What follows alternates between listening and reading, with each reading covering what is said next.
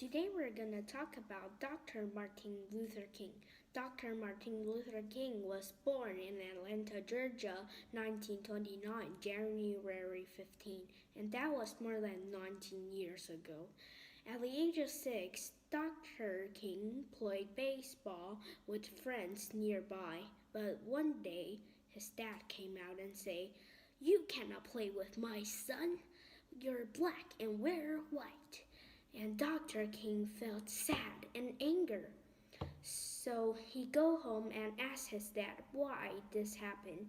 His dad explained to him, before black Americans were slaves, they worked for white Americans for no goods and payment. And even till now, in Dr. King's age, black Americans have different schools, different restaurants, and even different playgrounds because they cannot be with white Americans.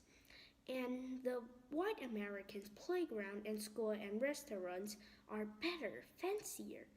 And that hurt a lot of black Americans' heart because at that time, people were judged by the color of their skin, and that's called segregation.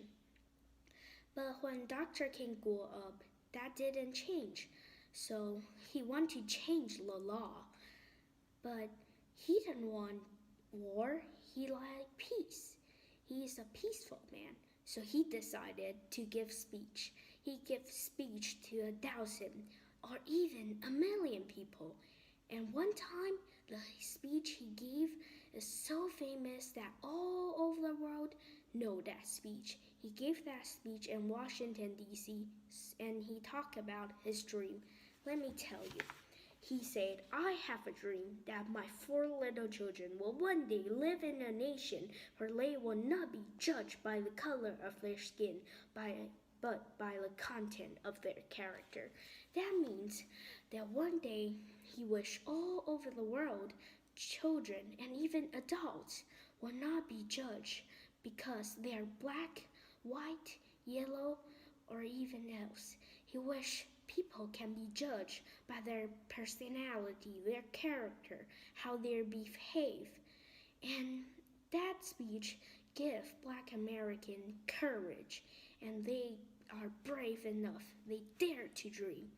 So people started to think, yeah, Dr. King might be right. So they decided they want to change the law.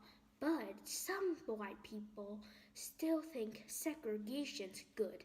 We want segregation. And some even threatened Dr. King and his family. Ooh, that was scary.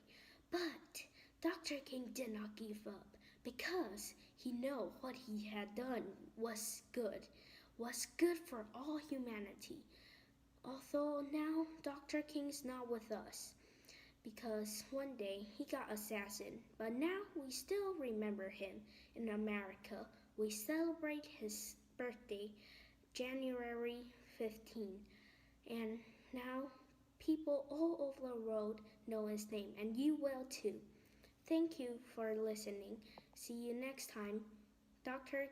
Martin Luther King, reported by Christopher Shea.